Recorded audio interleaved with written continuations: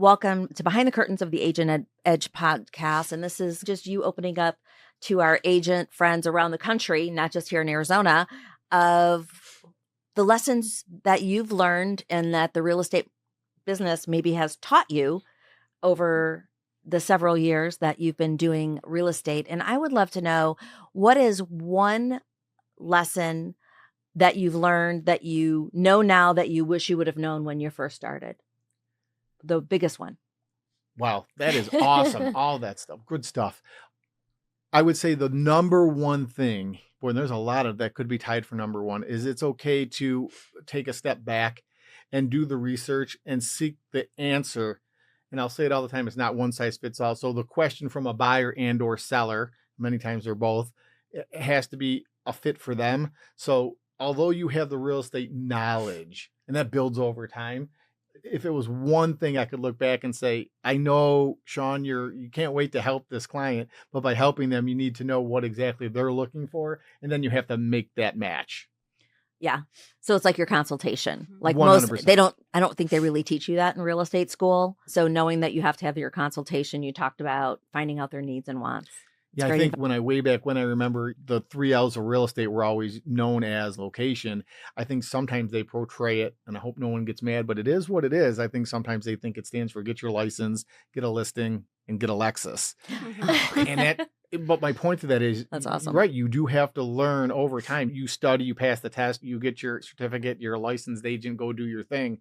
That's not always exactly how it works because everybody's life is different, even though the end goal is, let's say, alone, buy a house, move in, continue with life. But all those things that get you to that point, they're not exactly the same path, different speed and footsteps to get there. So what is one system or habit that you've built that helps you stay consistent in serving the clients and keeping referrals coming in? I love these questions. And that one is just out of the park easy. Answer your phone. I say that it doesn't matter what the industry is, and I don't want to give anybody a bad visual, but I used to be in the shower with my Bluetooth on. I don't miss a call.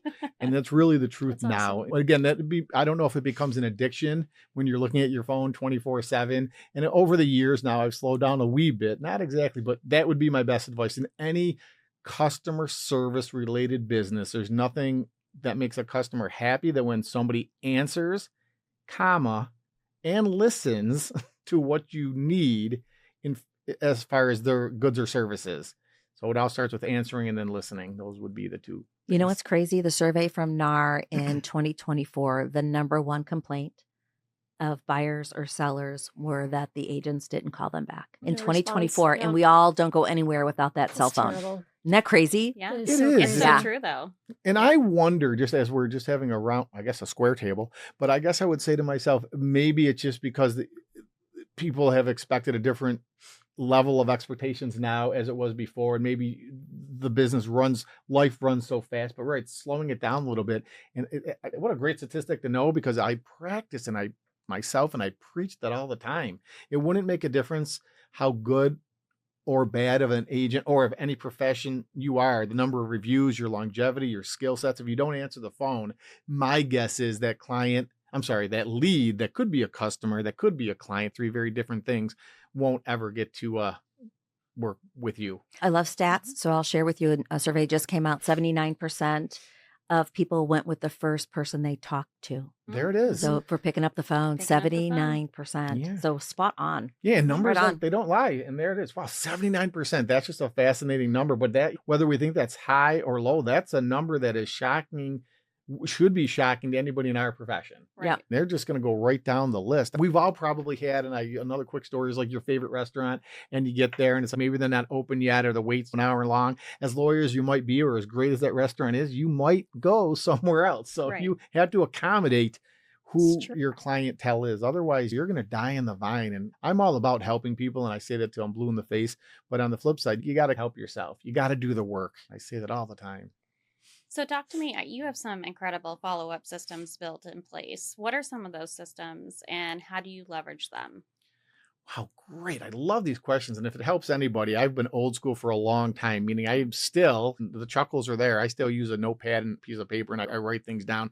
But as you move forward with life or technology, now we have a CRM semi custom built, but that doesn't mean, and I run a team, Bria, so it's a little different when you have multiple inputs and multiple needs in one thing. But my point to that is at any level of a CRM, even if you go from a notepad to a spreadsheet to a basic CRM, it teaches you how to be repetitious in your business, stay on point. And it's, if I don't say this, I'll probably not forgive myself because it's one of my cliches in life. How you do anything is how you do everything. And I mean that from the core.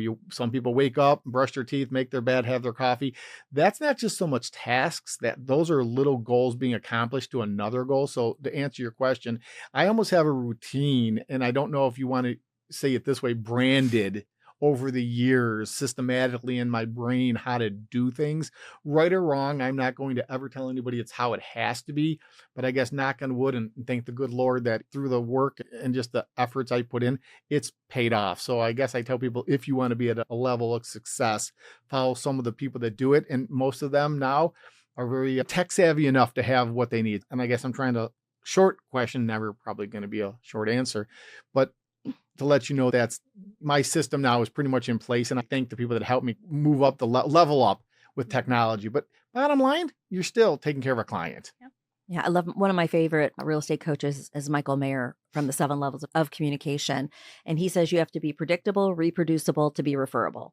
100%. And it's so true. So your phone can be like a database until it can't, because you've got to do the follow-up. And great conversation, because you can't really, if we had crystal balls and could look at now versus then, of course we'd all go a different path. Walking was a way to get from point A to point B, and then a horse was, and then a car was, and I guess an airplane was. And of course now, and I guess sooner or later, I don't know, I'll be around for it, transporting instantly to one place to another. All that's going to be a quicker way of getting to places. Yep. But if you don't have that technology, then you can say that for me, I've always been a customer service follow-up kind of person. So you're right. Back in the days, if it was a cell phone that you just set your little reminder and it would beep twice and you'd make the call, great. And now you have things that'll set off your alarm, your watch, your Bluetooth, your computer, and to tell you what to do. But ultimately, if you don't do the work, it doesn't much matter. Yeah, because it all has snoozes. Yeah, exactly. Right? Yeah, 100%. Well, Awesome. whatever, you're doing it right. Thank you. And like I said, it's support. And I don't just say that because ladies are sitting here and it's a big bottom to top. And if I could give a little bit more advice, you really there's a joke, and I'll say buy the book, laugh out loud. It's not really out yet. I haven't even started it. So there's that.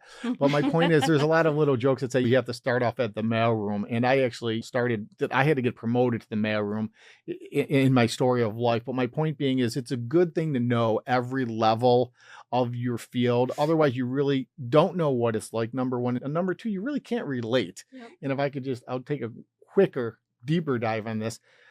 A lot of agents, and I don't pick on any level that they're at or anything that they say, but I'll use social media. They post something like, do open houses work? Do calling leads back more than 3 times work? Do passing up postcards work? And if everything was just a 1-point ratio, and it isn't because I'm a numbers person, but to keep it simple, KISS, keep it simple, stupid, let's give everything a 1-point ratio. If just passing out cards was 1 point, open house was another point, calling back people was another, asking for a review was another, all of a sudden your percentages are going to skyrocket to your level of success. And if I throw one last little cliche that I use all the time, and I say it because I love it and it's so true, especially when most agents ask me about leads and how, which ones are better, which ones are worse, which ones are worth it, which ones aren't. And I'll always reply, leads are like gold mines. They're only as good as the person working them. Mm-hmm. I don't want to date myself, but if we had a phone book on the table here, most probably won't remember what they are, but you can flip through the pages, yank one out, come back in an hour, and I'll have some leads, clients for us to work. And then there's ones that are clicking online. They're about a house and a property, and just because they don't answer the first time, a lot of agents would consider that a dead lead. And if I had to be a little bit of tough love here, it's not the lead. You really got to do the work. Right. And I can't remember who said this, and I will find it and put it in our notes, is the magic doesn't happen until the 7th. It's 75% of referrals come from the 7th contact. 100%. So if you give up, yeah.